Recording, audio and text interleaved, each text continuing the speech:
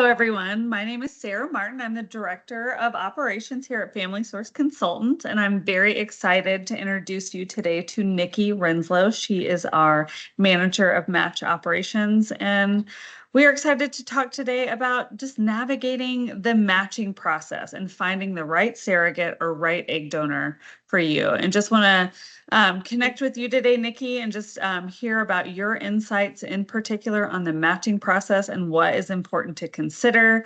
So if you'll just tell a quick snippet about yourself, and we're going to get right into it. Hello, thank you, Sarah. As Sarah said, I am the manager of the match operations here at Family Source Consultant. So nice to meet you. I have been a surrogate. I carried twins for a same-sex international couple and delivered in 2013. I've also been an egg donor, and I was able to donate to 3 amazing families. That's incredible. I love that. Yeah. And a big part of your history too is you've been in this industry, working in this field for over 9 years, and have so much experience and such a wealth of knowledge. I'm excited just to hear all of your insights today. So let's just jump right into it. And so from your perspective, what are the key things to consider when matching? And let's break it up for egg donors and for surrogates because they're both matching processes. And so let's jump in first. What do we need to consider when picking an egg donor? Perfect. I love this. So for an egg donor, this one is a lot different than your surrogate because we're looking at the genetic material, right? And so a lot of things that you're going to want to consider, a lot of our intended parents will probably look at race, ethnicity. Does she have the height that you're looking for, the natural color hair, the colored eyes, right? Because this is how your child is going to be created. So those are really the big things that I take into consideration. And when reading her profile, is this someone that you feel that you will get along with and you're excited to move forward with? And I'll be quite honest, things that maybe I would say don't take too much into consideration would be things like education. That's not going to be hereditary, right? So we might want to look at family history over things like the type of degree that she may or may not have, or she might even be pursuing something or not quite sure. Because as you know, you can apply to be an egg donor at 20. And a lot of our, 20-year-olds don't quite know yet what they're going to do in their life, but they're getting there. So True, definitely be absolutely. mindful. Yeah, when looking at our egg donors for that. That's great. And then what about Yeah. the surrogacy process? And that's, there's so many more variances involved with that. But what's your perspective? What are the things that are important for intended parents to consider when matching? And then also, that same thing, I want to keep having that conversation as well.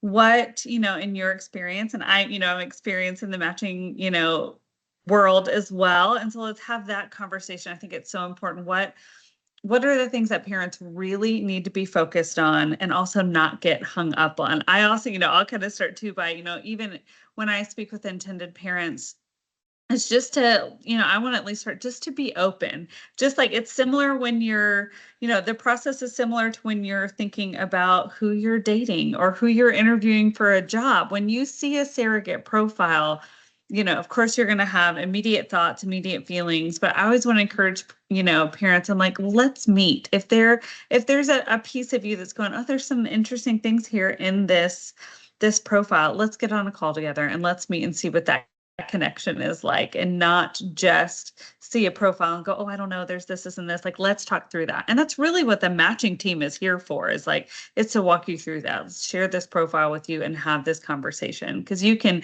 read about someone on paper and then meet them and have a totally different experience in both directions. So, let's just kind of talk through that. I want to make sure that parents feel supported, excited, through that process, and really feel guided by us today with what are the things that are most important when you're matching. Because a lot of times, time is of the essence, and parents are ready to get started. They've been ready to get started. So I'm going to turn over to you. I love that. This is such a good discussion to have, and that is so important, right? I think it is critical to understand the difference between preferences and requirements, right? So Absolutely. automatically when we're matching, I say imagine it like a giant puzzle piece when we're trying to connect everything, right? So we're going to look at intended parents and we're going to look at surrogates. And the big things that really are the requirements that you're going to want to match off of are termination. Do your views align when it comes to termination, whether That's for its right. catastrophic defects or abnormalities? Or if you're pro-life, right? So we're going to take those into consideration on both the intended parent side and the surrogate side. Something else that we're going to want to look at is how many embryos are you planning on transferring? So are you wanting to do a single embryo transfer to try for a singleton, or is the goal to try for twins? We're going to want to make sure that we have a surrogate that has that same preference when it comes to transfer. And additionally, can she be approved to carry a twin pregnancy to try for a dual embryo transfer? We're also going to want to look at the stance right now, the COVID vaccination. That's still, something that we're going to want to take a look into.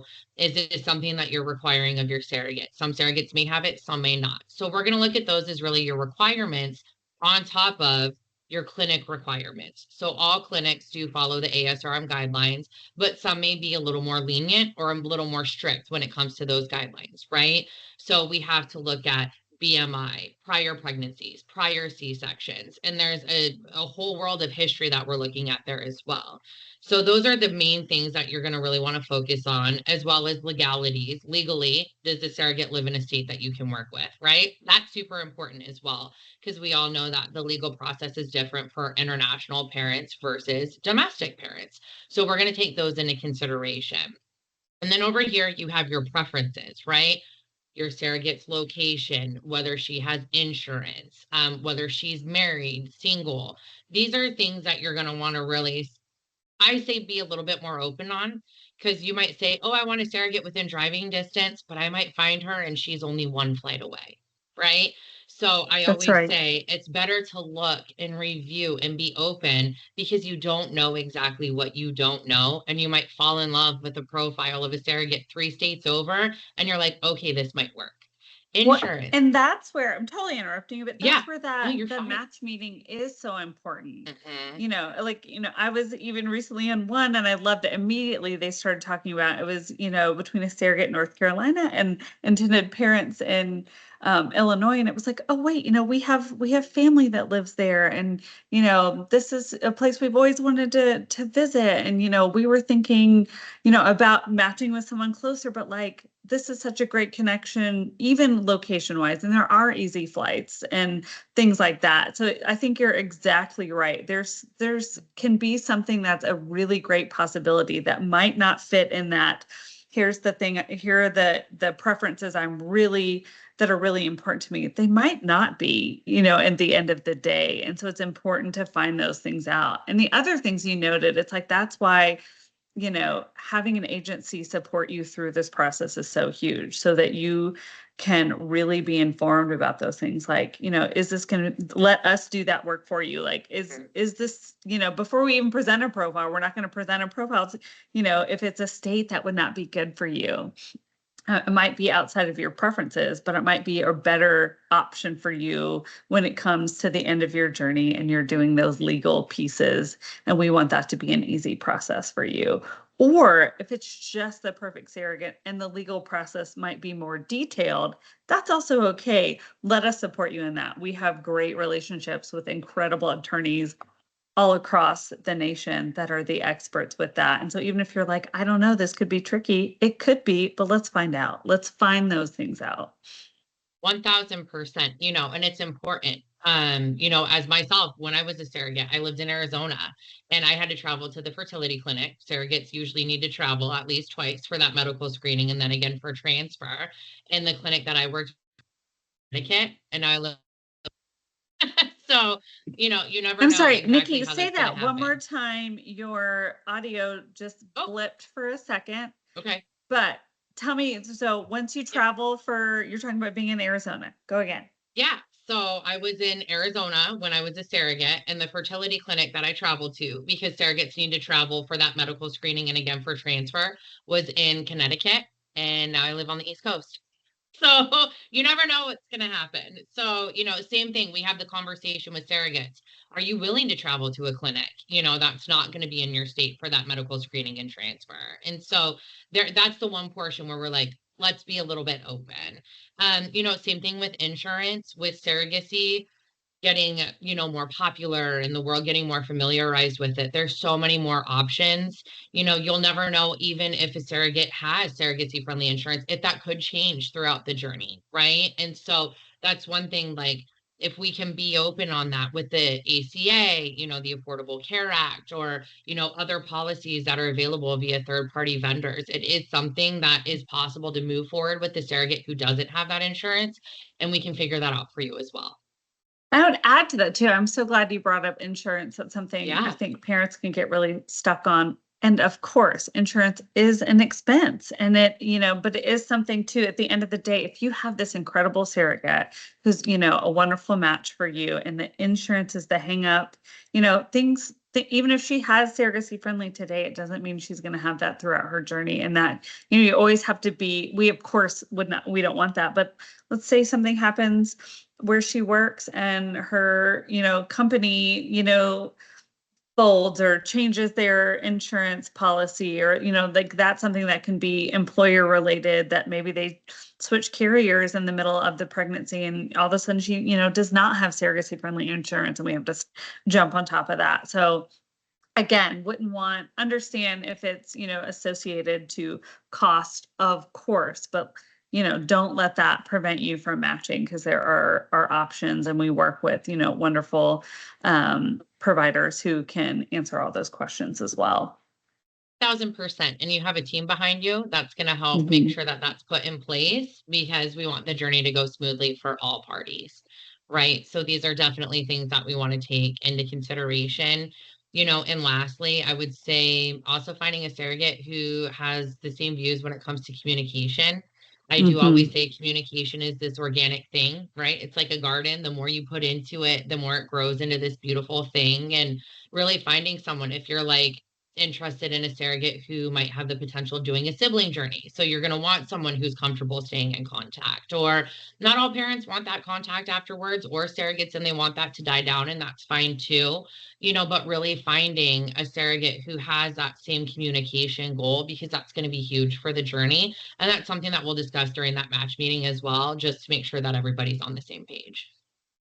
I think that's, a really excellent point, and Mhm. match meetings are one of my favorite things because it's always Yes. such a privilege to be a part of this sweet, intimate moment. And so for parents to, again, to, kind of connect, it often can feel like a first date where there's just nerves. There are nerves Oh, yeah. happening. Everyone's nervous. And, it has that, like, it feels like an interview or a date where it's like, what do they think of me? And everyone's emotions are a little heightened. And that's something I love that the match specialist can come in and kind of just help everyone take that deep breath and exhale together and facilitate that conversation well.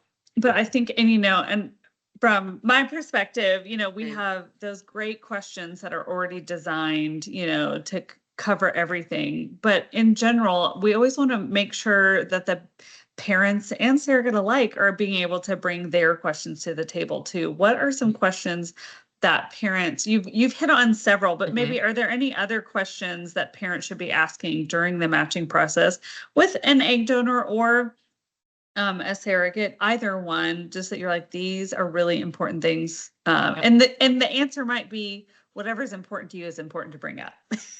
And Yes. so, and that's that thing too. And sometimes there can be things that maybe feel sensitive. I always encourage people, whoever whether it's the person that is helping you match with an egg donor or the person who's helping you match with your surrogate, let them ask those questions for you. If there's questions you may be nervous to ask, let us ask those questions. Put that on us, and we're happy to make sure that happens. So what are some things that you've, in your experience, been like, here's just a takeaway. Make sure to know this before you get off that call.